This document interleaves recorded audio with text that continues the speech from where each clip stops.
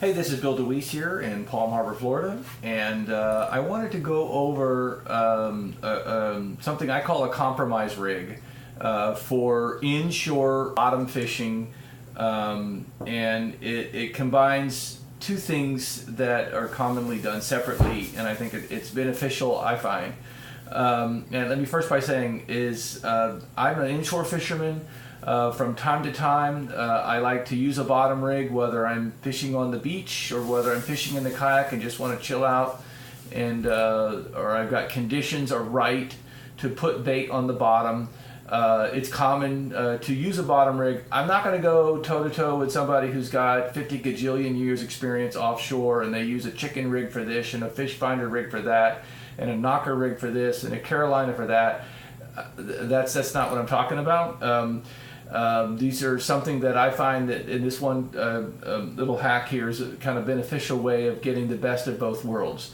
When fishing inshore, I kind of like the knocker rig. The knocker rig gives you the ability to have the sliding weight on your line down to your hook, and that's beneficial in certain circumstances. When I'm stationary and the current is moving, I love a knocker rig, because a knocker rig, especially when I'm fishing I have a fairly high volume line reel that's a bait caster, and I like to use it when I'm on the beach.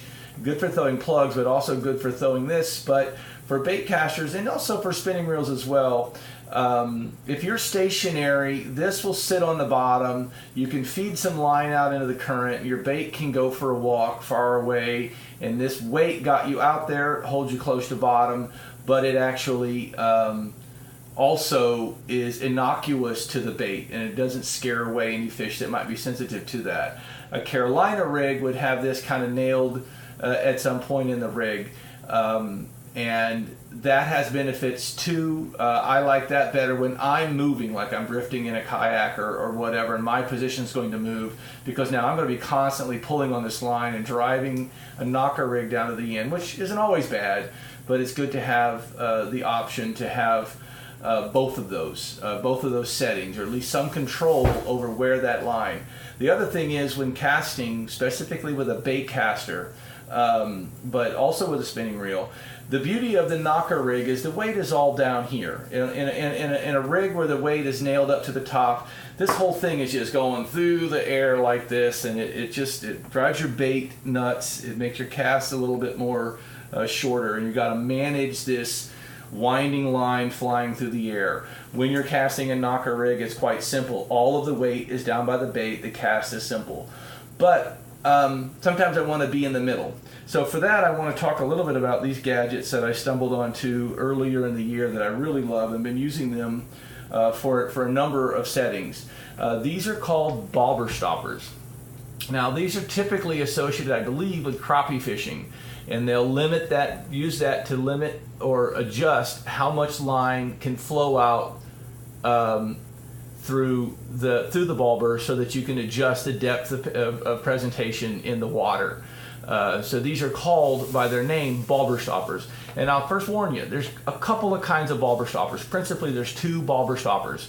So when you order them or ask for them, Bass Pro Shops, all the folks have these bobber stoppers. I've seen them actually in some of the Walmarts as well. What you will typically see is these little pre-tied nail knots that are on a 1/4 inch long segment of coffee straw.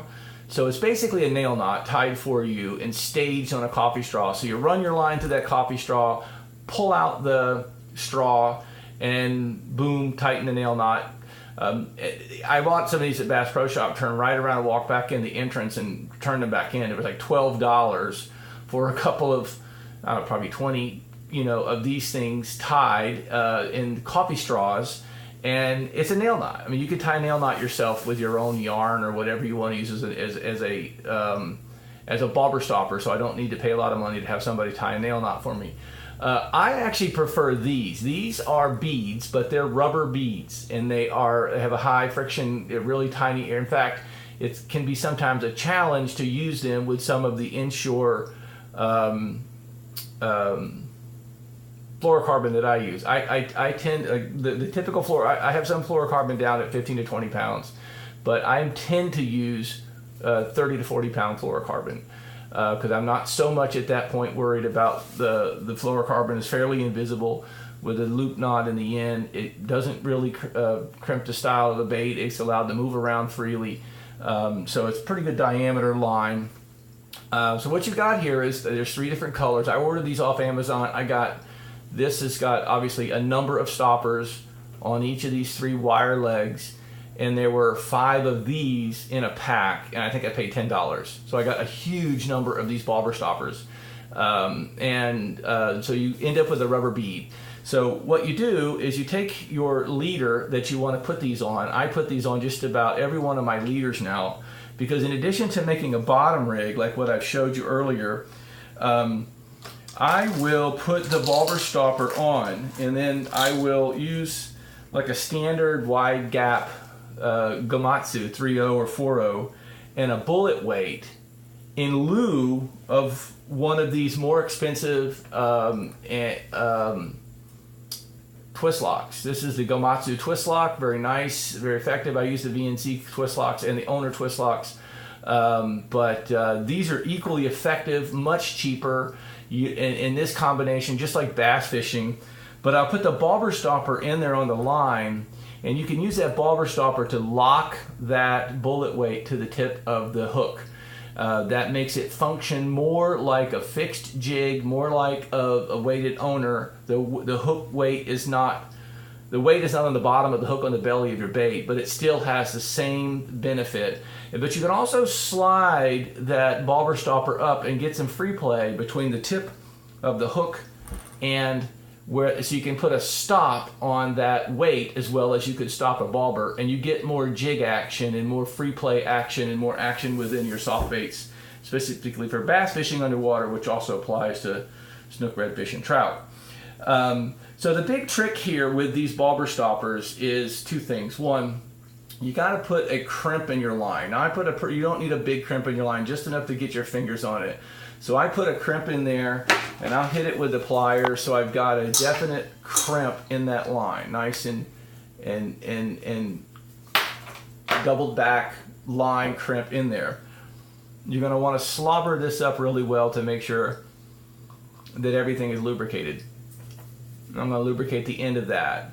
Now I'm going to run that through the loop of the metal wire in the bobber stopper end piece. So I've got it like this, and I run the next bobber stopper down, and I just gently but consistently pull it. Sometimes the wire can break and I just loop it and redo it, but you want to pull that through consistently until that transfers onto your line.